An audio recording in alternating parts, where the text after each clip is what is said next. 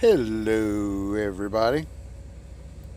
I want to start this video here off by saying there are two types of players in Lords. You have your free-to-play players and your pay-to-play players.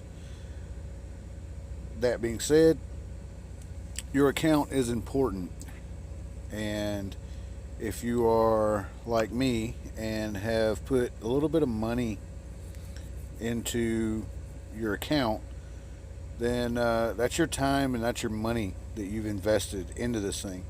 So it is just a game at the end of the day, but it's a game that you've spent money on. It's something that you've put your hard-earned dollar into, and also your time.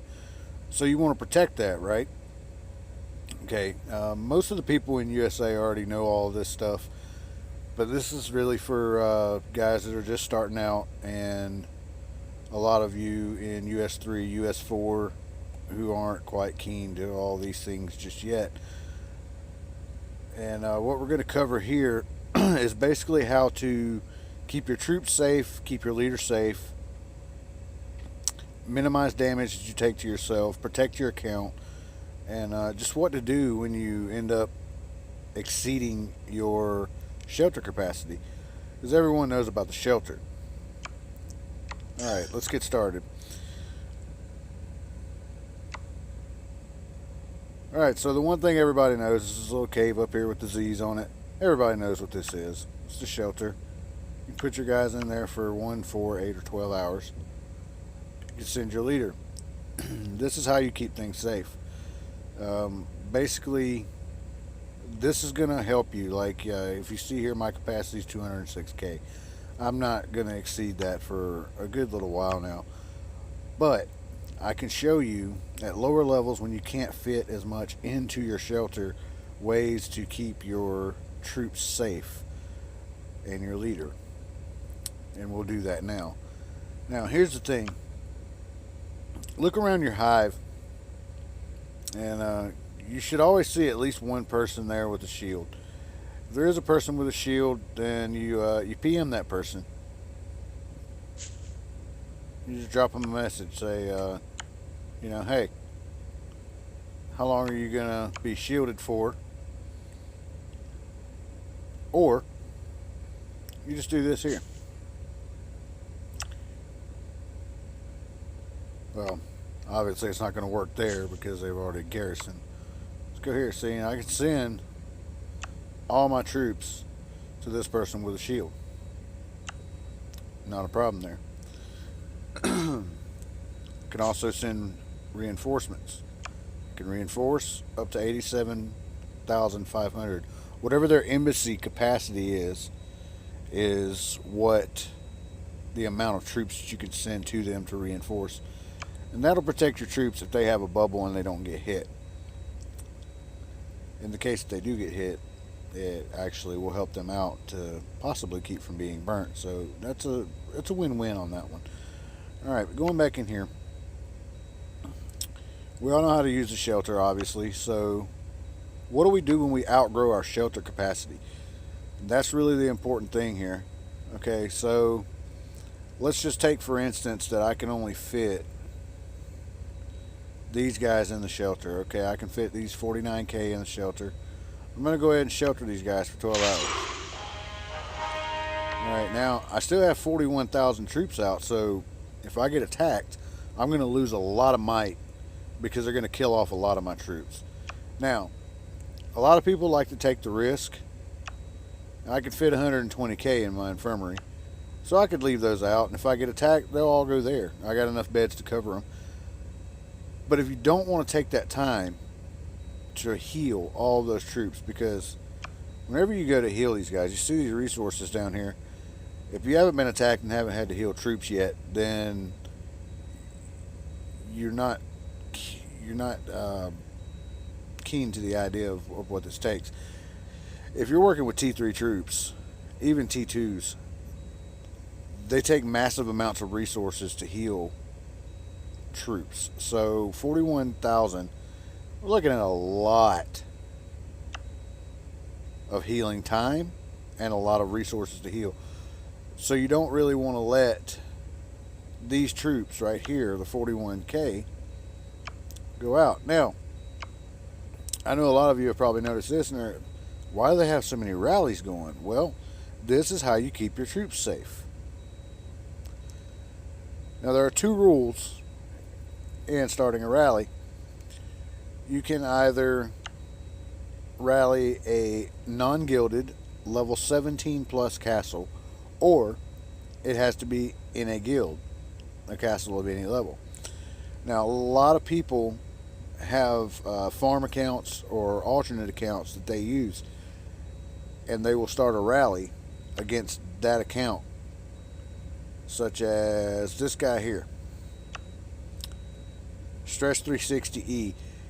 He has a farm here, Stress Farms 2, and he starts his rally against that player,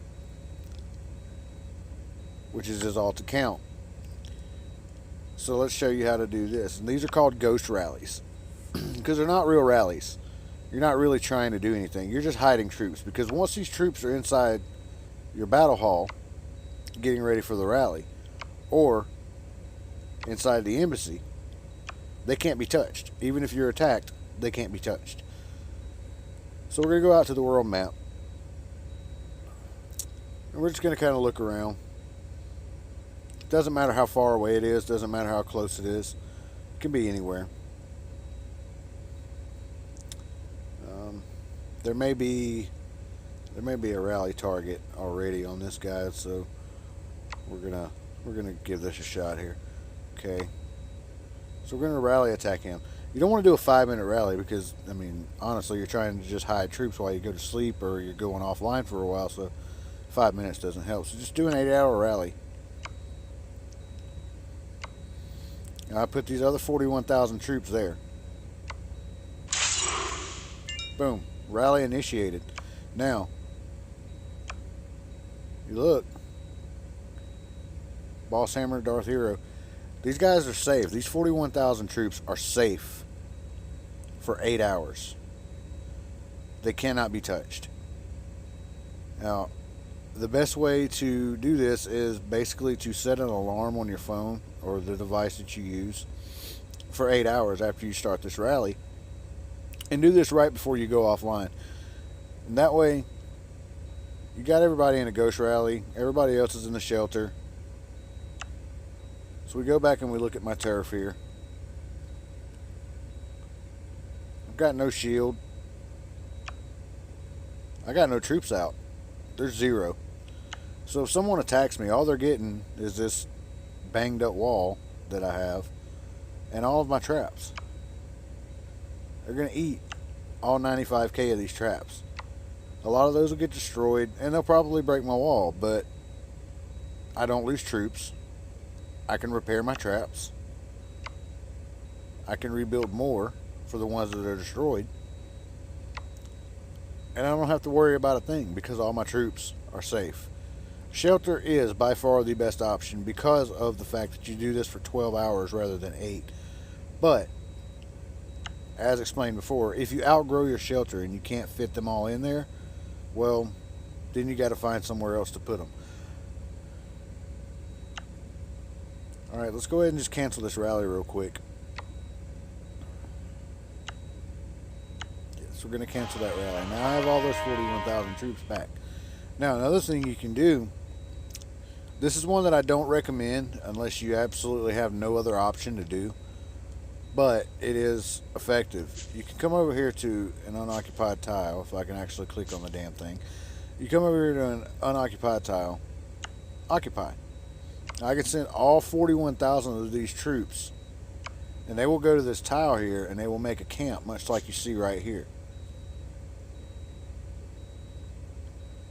And those will be relatively safe. They can be attacked, they can be killed. Most of them will go back to your infirmary, but I don't recommend that, like I said, unless you have absolutely no other options. You've ghost rallied everybody you can ghost rally. You've sheltered all you can shelter, and you still have, say, 10k troops left sitting out, and you just can't find anything to do with those guys. Throw them in a camp. Put them out here somewhere, or just try to put them away from you, somewhere where nobody's really going to attack those things, and that'll keep those guys safe, and it'll keep them from getting killed. The most important thing, though, are your ghost rallies. You want to try to do these. I mean, you see all these guys that are doing ghost rallies. That's because they've outgrown their shelter. They've got everything sheltered, and now they're ghost rallying to keep these guys safe.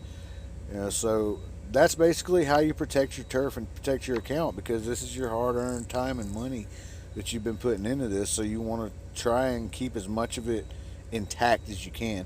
So doing the ghost rallies, garrison with other players that have a bubble, also garrison reinforcing players that have a bubble.